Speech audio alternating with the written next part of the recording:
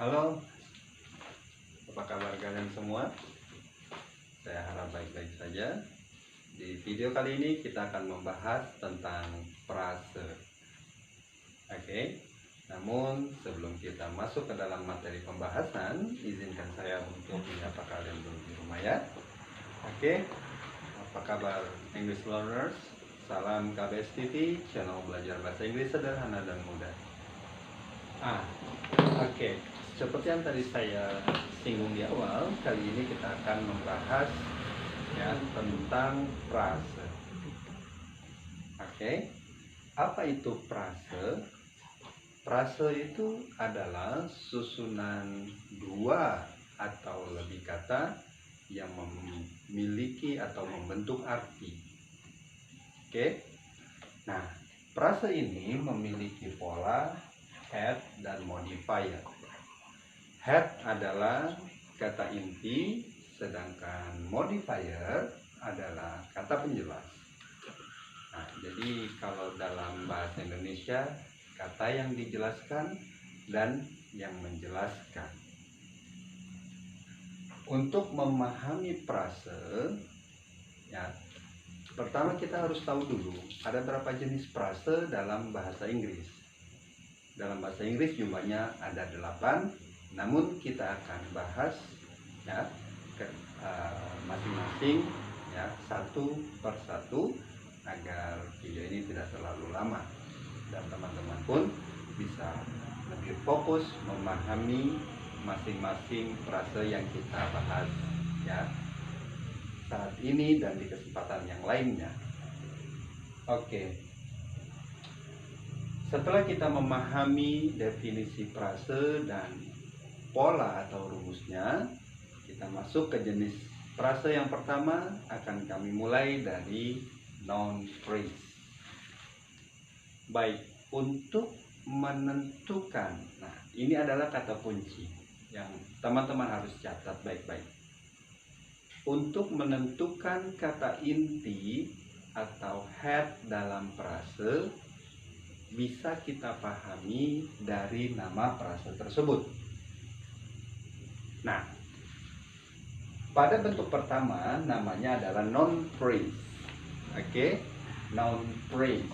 Dari namanya kita tahu ini adalah frase benda. Maka sudah pasti yang menjadi kata inti atau headnya adalah kata benda. Oke.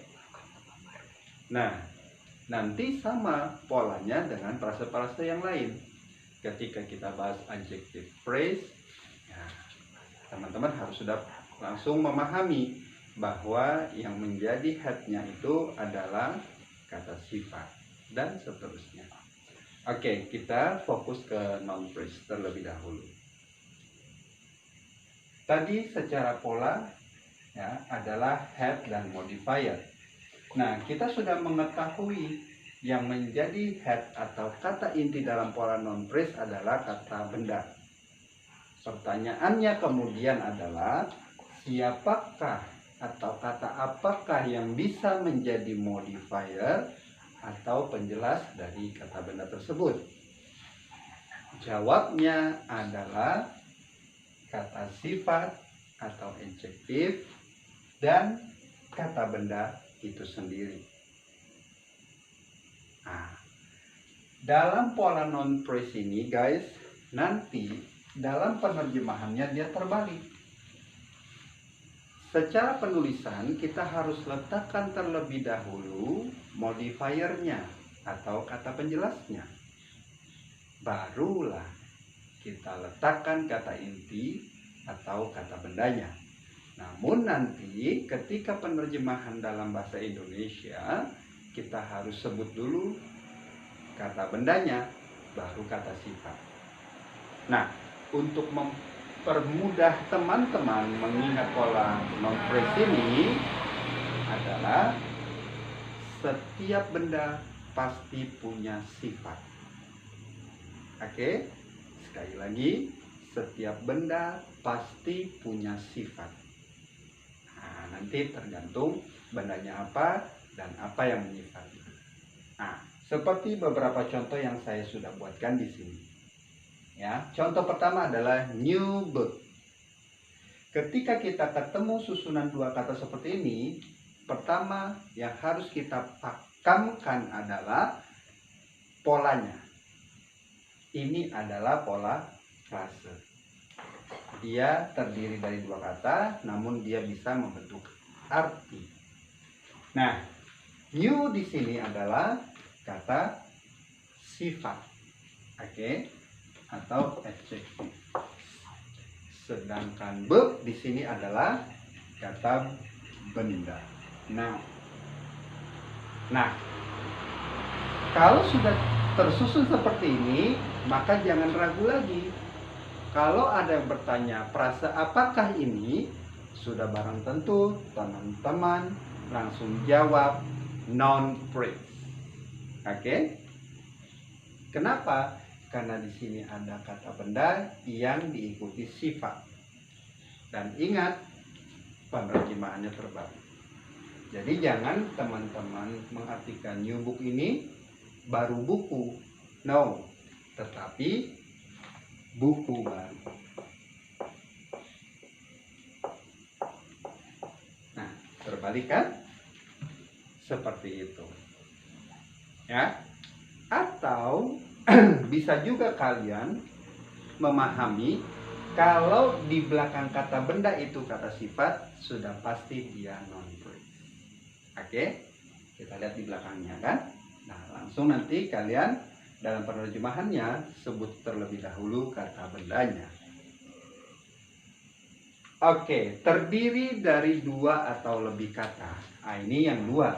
Nah, sekarang saya kasih tiga ya. A new book. Oke. Nah, ini adalah determiner, di mana kedudukannya juga sebagai kata sifat kalau teman-teman lihat di kamus. Tapi memang ada beberapa buku yang mengkategorisasikannya menjadi kelas kata tersendiri. Nah, kalau teman-teman baca buku TOT Cambridge, ya, dia membagi kelas kata menjadi 9. Dan yaitu determiner dia tempatkan tersendiri, ya, karena umumnya ada 8. Ya. Oke, kemudian new di sini kita sudah tahu dia kata sifat. Kemudian book adalah kata benda yang menjadi head. Nah, saya sengaja kasih warna merah, berarti dia penanda head atau kata intinya.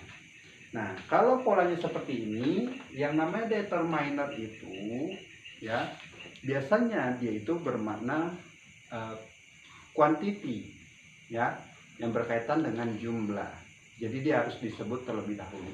Misalkan, ya, di sini ada a new book. Berarti ini menandakan satuan, berarti artinya sebuah buku baru. Oke, atau satu buku baru boleh. Ya. Nah, kalau kita mau bentuk dia jamak, contohnya bisa seperti ini. Many new books. Banyak buku-buku baru. Ya. Banyak buku-buku baru. Oke. Nah, ini kalau kita mau jelaskan, many adalah kata sifat, new kata sifat, dan books di sini adalah kata benda. Ya. Jadi head atau kata inti dalam frase benda ini boleh berbentuk tunggal atau jamak. Oke. Nah, ini kalau kita mau berbicara modifier atau penjelasnya berbentuk kata sifat. Nah, kemudian sekarang kita akan fokuskan penjelasnya atau modifiernya itu berbentuk kata benda. Jadi kata benda bisa menjelaskan kata benda itu sendiri. Dalam diskursus grammar, kalau ada kata benda yang fungsinya sebagai modifier atau penjelas, dia disebut noun adjunct. Oke, nounnya ini disebut noun adjunct. Ya, sorry, noun adjunct. Ya,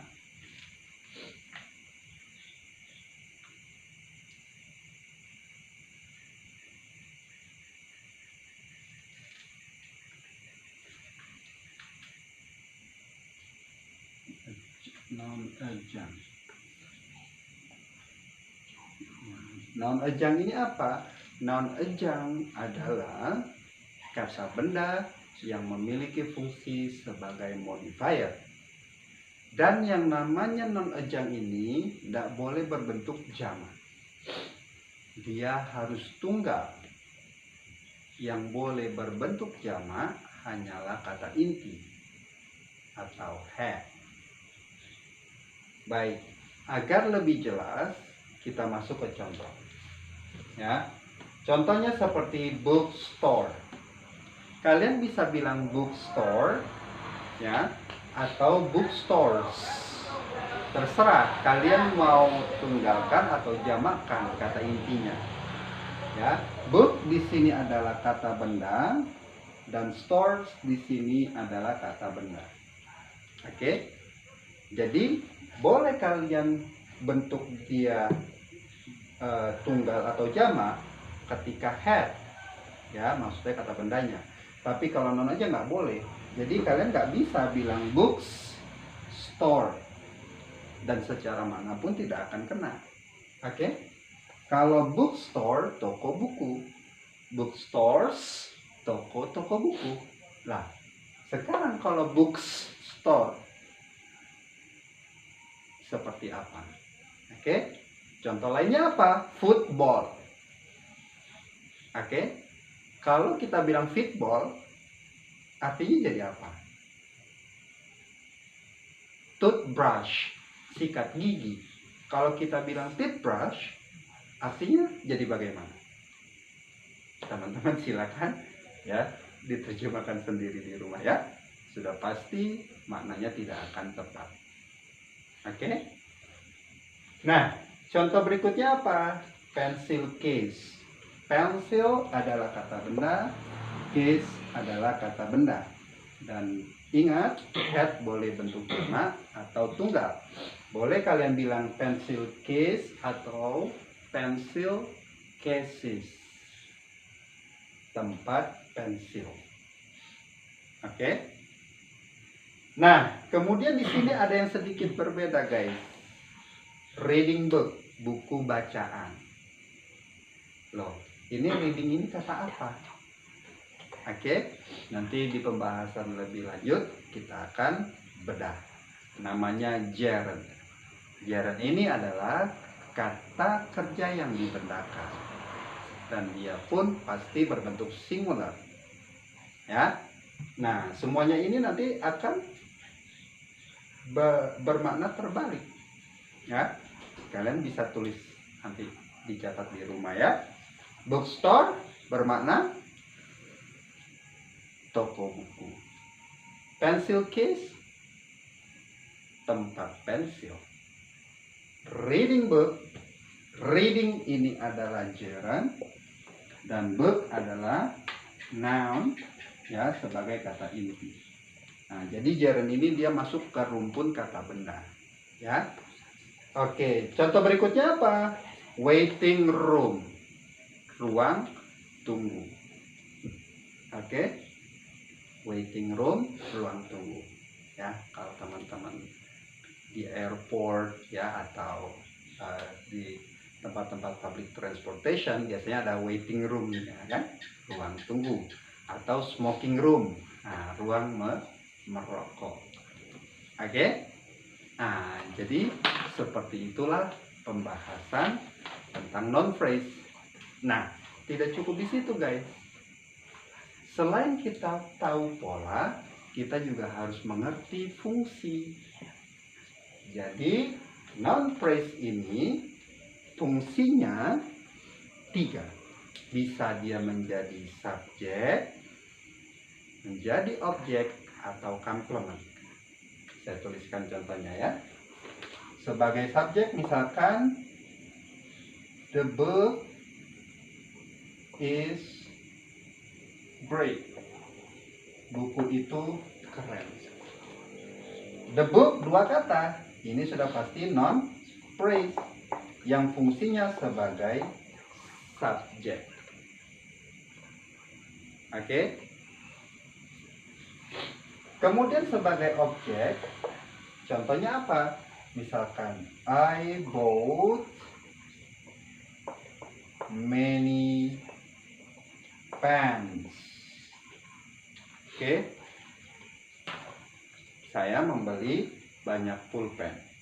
Many pens di sini adalah noun phrase yang fungsinya sebagai objek.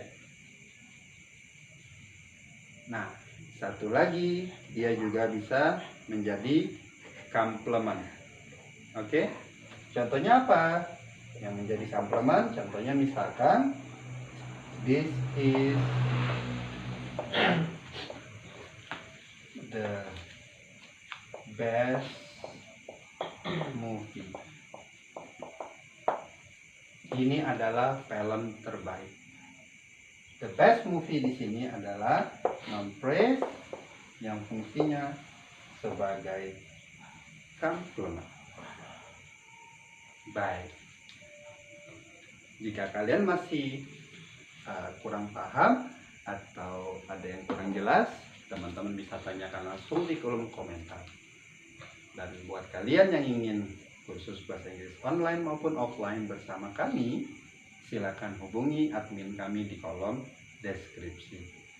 Terima kasih yang sudah subscribe, like, komen, dan share video-video kami.